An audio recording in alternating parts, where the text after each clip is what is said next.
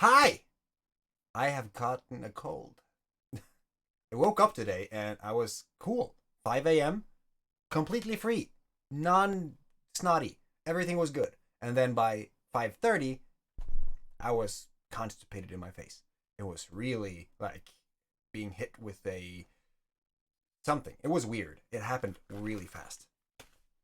Today, we are going to do a very honest attempt on explaining the field. Yesterday, we were talking about what our thoughts can do, how we can see our thoughts, basically, and how we can control what we think in order to change how we feel. Because thoughts have emotions associated to them, we know that if we get overtaken by these emotions, it can lead to something bad, or we can intentionally go for something good. I will go through some techniques too on how to basically install an emotion. Yesterday we talked about how you can distance yourself from a situation or a thought or an emotion that you don't want to have.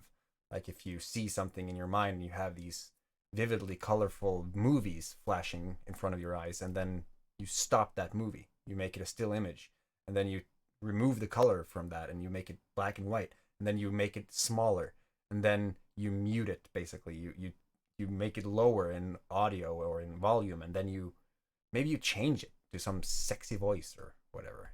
Make it less frightening, and then you just push that off into the distance and make it really, really small and distance your brain from the situation.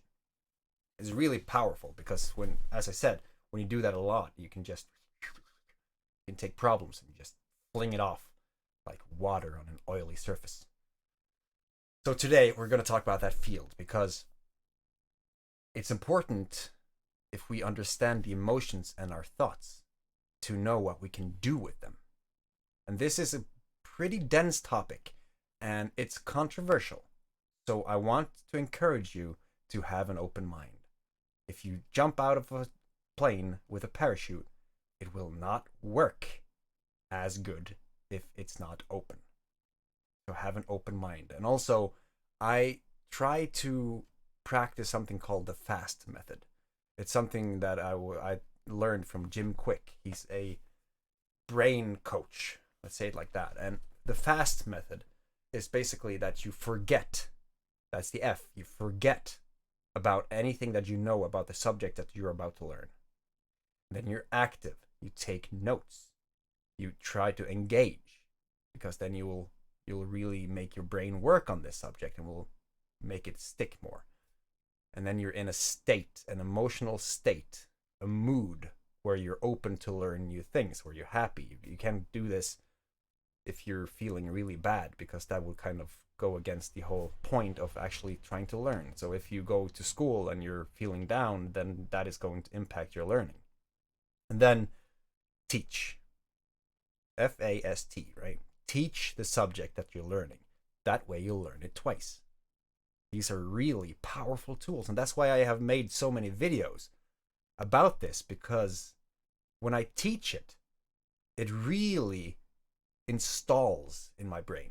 I can really implement it, and it's indescribable, because I'm a completely different person now than I was 2 years ago, 1 year ago.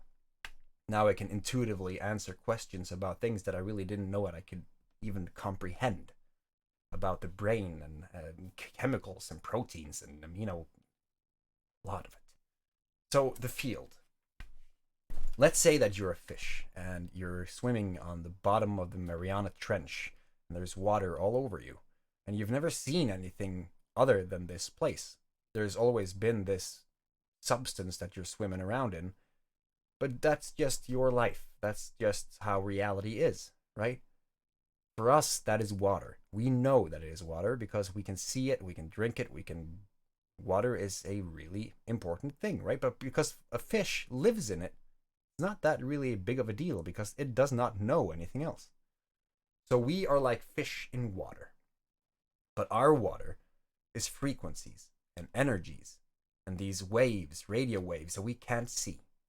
We talked about this a little bit yesterday about how our brain is like a TV set, and the signal that enters into it gets transmuted into visuals.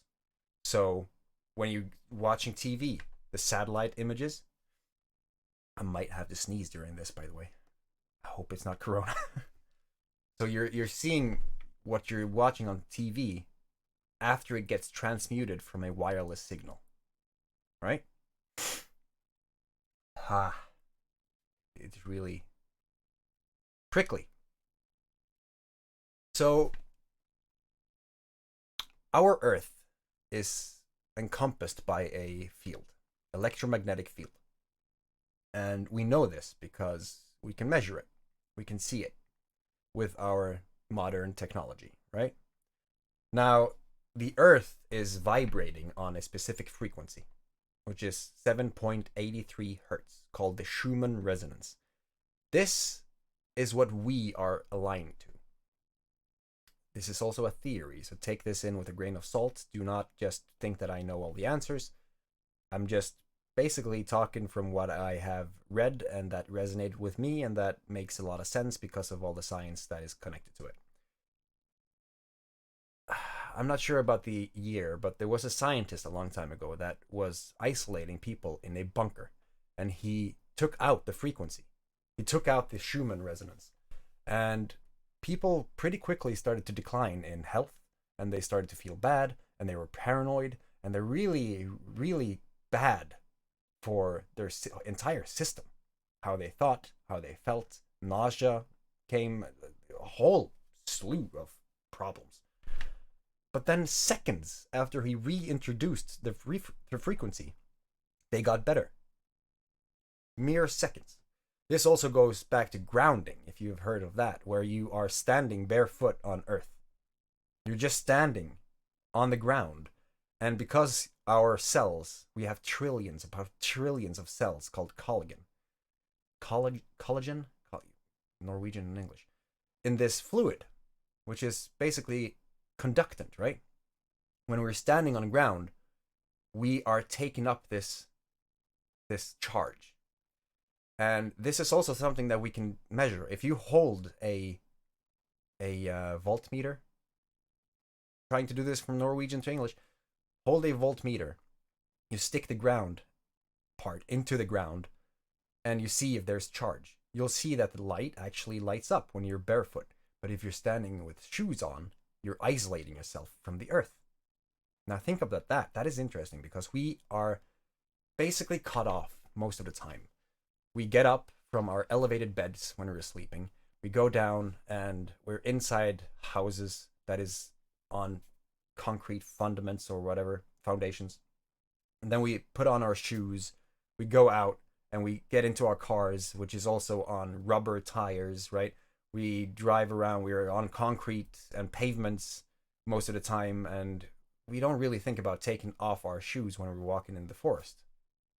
But the thing is, that has an effect on our body because we are a part of all of this.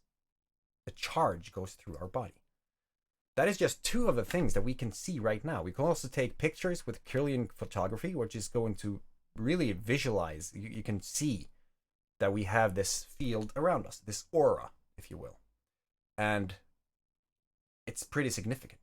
It's like 3 feet across or around our entire body.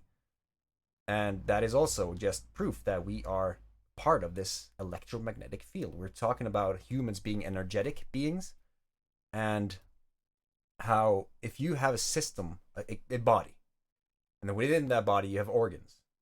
And what are organs made of? Like cells and stuff, right? And you have cells. What are they made of? Like molecules, atoms, stuff. What are atoms made of? Atoms is 99.99999999999% empty, which scientists always thought that there was just junk, right? Like our DNA is like 98.5% junk, like nothing. But nature does not waste. And there's a theory that there is not 99.99999 empty space. It's information, it's frequency, it's energy, right? And if you have a very, very powerful microscope, You can actually see straight through us. There's nothing there. You see straight through us because the atoms just held together by this electromagnetic charge, right? And this, me, everything around me, you, it's all just vibrating at that frequency, making it matter, right? Which is very interesting. Now, if we are matter, or if we are energy, and we're on a Earth that is encompassed by energy, then in radio signals and frequencies, we can communicate over large distances, right? And this is really interesting because this goes into religion, which in my, we're going to go deeper into that later. But when people pray, sometimes they get the wanted results. Like, let's say they wanted some family member to be healthy.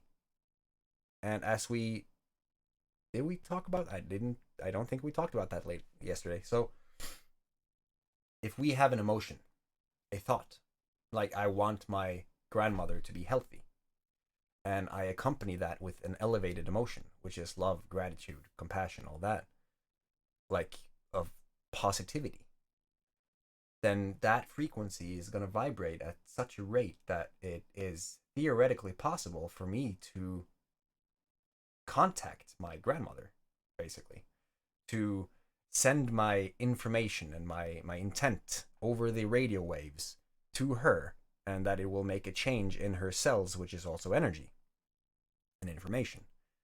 And if we have more people doing that, then that could actually heal a person. Remember, open mind.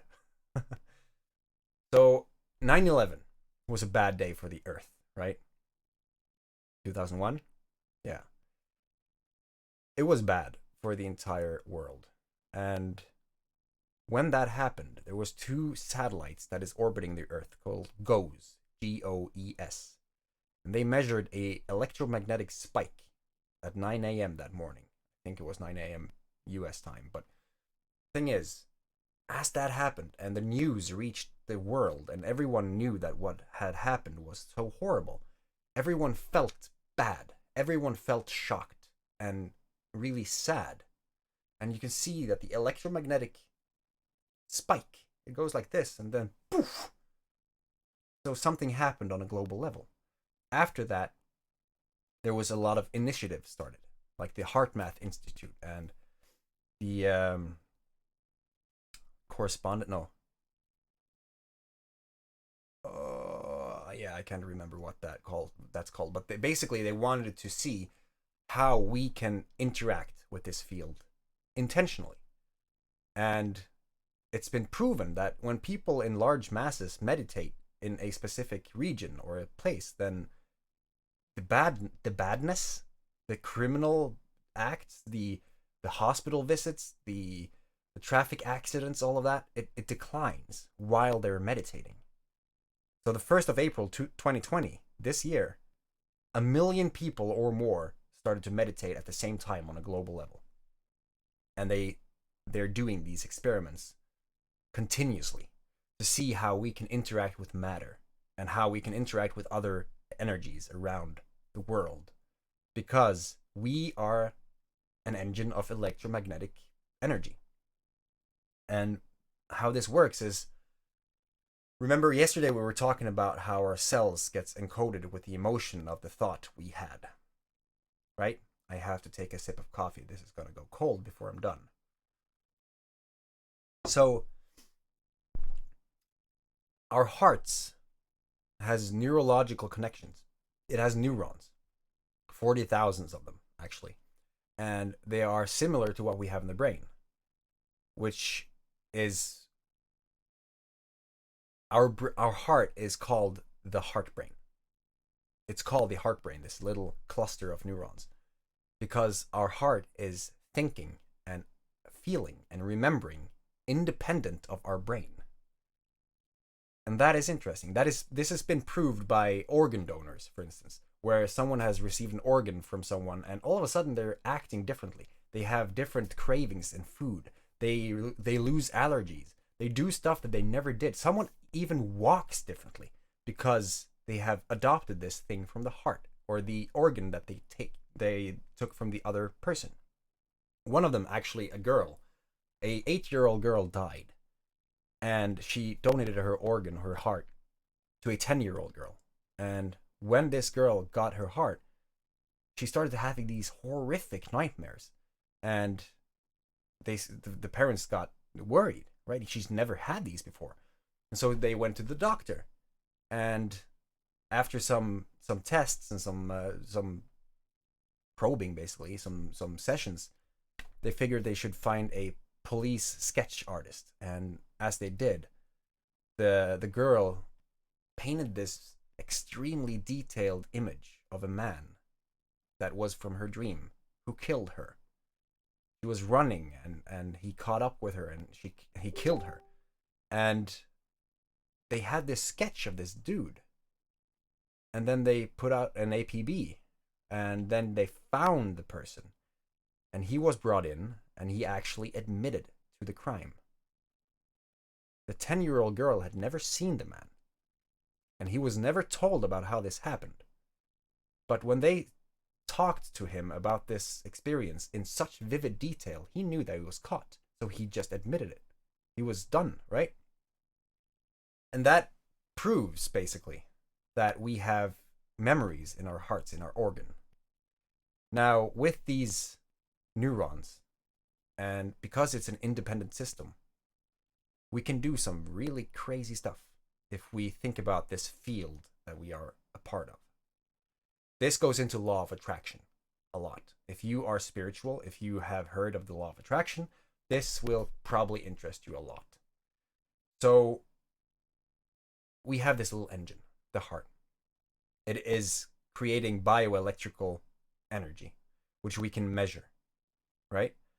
And if we have these elevated emotions and we think positive and we are always in a state of gratitude and love, then our heart is transmitting that to the field, to the universe, if you will.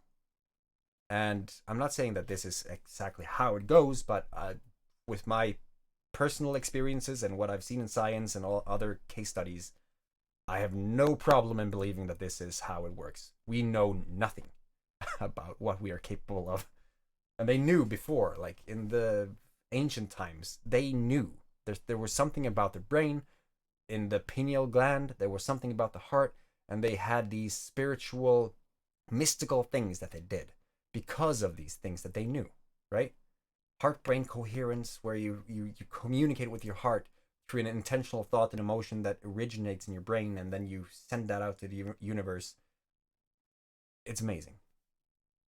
It's amazing. I'm going to get into some miracles that I have personally had, and I can only describe them as miracles because it is not supposed to happen. It was not supposed to happen at all. It was impossible. But it happened. And it happened several times in one day, which makes me think that there is something more out there. So, when you get into a room, because we are transmitting energy, and we have these frequencies, and we are all on this specific frequency, like a unique frequency as to how we feel. Let's say that you are positive and you come into a room full of naysayers and catastrophe thinkers and victimized human beings, right? Then odds are that you're going to feel pretty bad pretty soon because you're interacting with their energy. And we can see this, like, let's say that this is a negative energy and this is a positive energy, and then this is pulling this down, right? And then you have this incoherence and it feels uncomfortable, but only for you. For the people that are already negative, their frequency is getting raised, so they feel awesome, really good, right? And this goes into relationships again. All of this is connected, and that fascinates the shit out of me.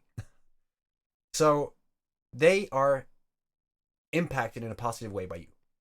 If you have a victimized partner, a self-victimized partner, and they are codependent on you, they are seeking acceptance and seeking knowledge, seeking validation from sources outside of themselves, then you being this positive source will be somewhat of a drug for them. They will feel like they need you. They have to have you. They are being possessive. They cannot let you go, because if you go, then they're going to feel shit again, right? They think that you are the one that they need in order to feel good.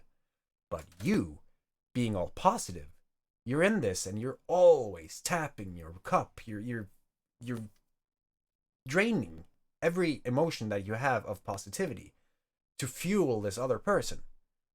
And sooner or later, that cup is going to be empty and you will feel bad, really bad. And you'll meet up at this horrible midpoint, which is really not good at all for any of you. Because that person, the negative person, will fall back. And you will have to work really hard to go back up. But you cannot do that with that negative person with your side, by your side, right? This is going to be hard to hear for a lot of you, I think. And it's just how it is. If they can't go within themselves and start loving themselves and being acceptance, showing acceptance of who they are, and really being content with who they are and really love life for themselves without having to seek external validation, then they will not change. Change comes from within. It is not something that you seek from without.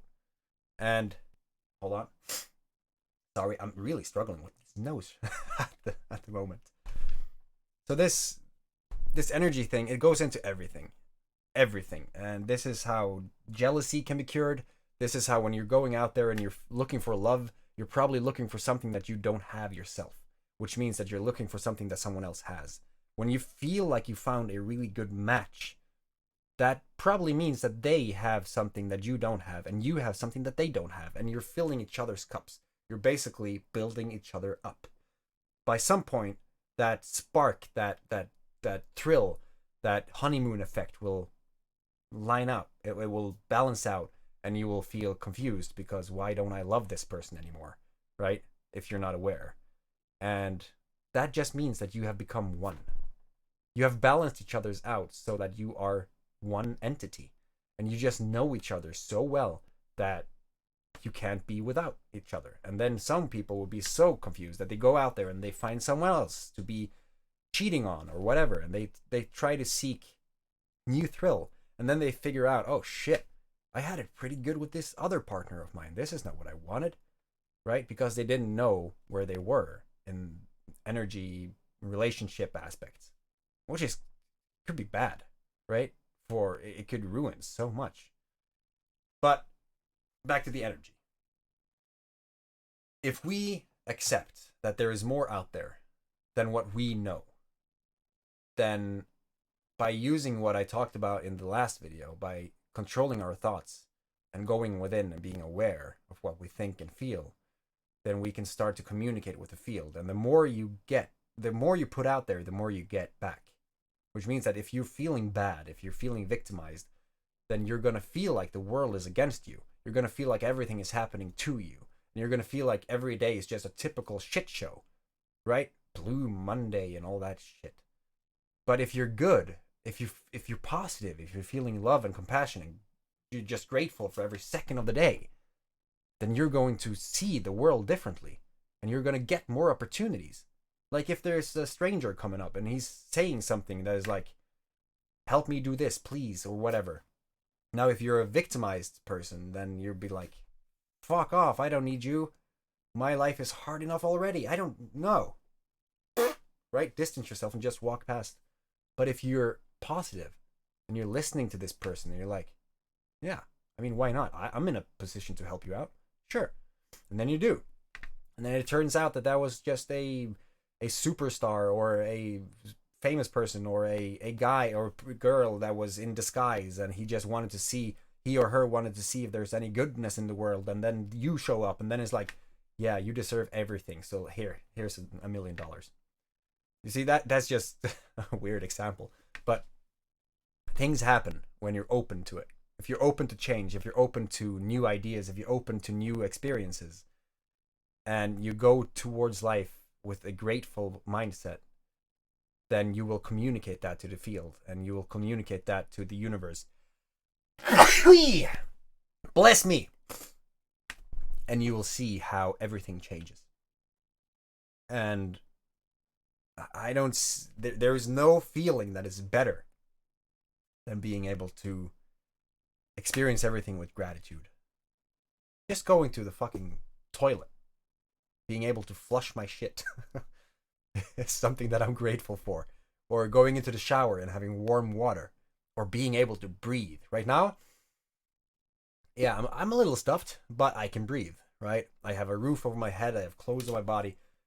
It's so easy to be grateful. And if you live in that heightened emotional state, then stuff is going to happen. The law of attraction is not about saying yes to a Instagram post that says that $100 million is on their way to your bank account. Type yes to affirm. Affirmations won't work a lot if you don't have a very emotional intent behind it. And the way I see law of attraction work in quantum physics aspects, like in relevance to quantum physics, is that quantum physics is the opposite of Newtonian physics. Now, Newtonian physics is matter, cause and effect, big stuff, right? Materialistic stuff. And quantum physics is the unseen, the little tiny specks of atoms and stuff around us. And then if we go into meditative state, if we go so far that we are nothing but a thought, nothing but consciousness, we forget about ourself. We lose our bodies. We lose our former identity. We lose all of that is us. And we become a thought. Then we are in something that is referred to as the eternal now, where every single possible outcome of the future is right there and now. Which means that whatever happened in the past does not serve you. You can draw good intentions and good emotions from the past, but if you're focusing on something that's already happened that was bad, you're just dragging yourself down for no reason. And then if you're focusing on something in the future that hasn't happened yet, then you're just worrying yourself of something that hasn't happened yet. What is the point, right? But if you're in the eternal now, you have all the possibilities right there. You can basically choose your future because everything that you do right now, is going to make an effect, an impact on your future self. If I read a book right now, then in the future I might be like, holy crap, if I didn't read that book, I wouldn't be where I am at, right? Where I am at. So that's the thing. If you go in there and you're in the eternal now and you're just pure consciousness and you live in a grateful state of mind and you have this future image of yourself and you really go in and you feel that moment, you picture yourself, you're visualizing yourself in the future, how you really want your life to be. Important. Take notes. If you visualize yourself as the one you want to be, your future higher self, and then you feel that, you really go into that and you feel the gratitude to be in that position that you are. It's like, oh yes, my life is amazing. I can't even believe how I got here. It's fucking awesome. I have everything that I ever need. I'm so grateful to have all of this right now. And you're picturing it in vivid detail. Then by the time you get out of that meditative trance, then you'll have created some new neuron connections in your brain. And your body, your brain, you are basically remembering your future, which makes you subconsciously do things, you make choices that will lead you towards that future because you remember the feeling of that future. Make sense? Which means that emotions is nothing but a memory of a past experience. Yeah? If an emotion is a memory of a past experience, then trying to imprint something new in the future that you want instead of what you have, and being grateful for that already have happened, then your body will remember that emotion from a future experience. And all of a sudden, you will find yourself there. And it's like, how the shit did this happen? I have no idea. Might be the universe then, right? Something greater than you. You are a part of this huge network, this huge place of energy and frequencies, and you can connect to it. By knowing that process, you can basically design your own life. And you can do it in so much more than just having control over your thoughts and emotions. Now, I know this sounds insane. Sorry. It sounds insane. It's a scientific area that is really not evolved yet. We have just gotten into this. We forgot about it, and then now we're tapping back into it. And there's noetics. There's so many things that is based on how we are superhumans with limitless potential, and we have just forgotten how to do that. Change our physical presence by thought alone. It's possible. So you can change your thoughts, you can change your emotions, but you can also change everything about your life. And you can live in it right now. Why is my body attacking me while I'm talking? So yeah, that was, wow, 30 minutes about talking about the field that is theoretically a part of designing everything. So I'm doing this from my own experience. I'm just voicing my theories, my opinions, what I've read in books from scientists, what I've seen in peer-reviewed science, what I've seen from case studies, what I've seen from like normal people just trying to do things, and the impossible have happened. People who's paralyzed have gone into meditation and they can walk afterwards, because this don't only change your neuron connections in your brain, they start and shut down genes, basically. So picture a big skyscraper and these windows with lights going on and off. It signals genes to fire off proteins and signals in a different way, which makes the body basically heal itself while in meditation. And it can happen like that. That's why I'm always saying your life can change by a thought at any time. And it's amazing. I'm not going to drag this out any further. Tomorrow, I guess we will... What didn't we cover really good today? Tomorrow, I guess we'll go into habits. Yeah, habits. How you can imprint, install, and develop new habits and get rid of others. Let's do that. That is a very good subject to talk about, and it's life-changing when you really imprint that in our brain, in our life. Have a fantastic day, and I hope that you got some value from this. If you did, be sure to hook us up with our Facebook group, Facebook page, the social medias and stuff. If you have questions, comment below or reach out. Again, have a fantastic day. Peace!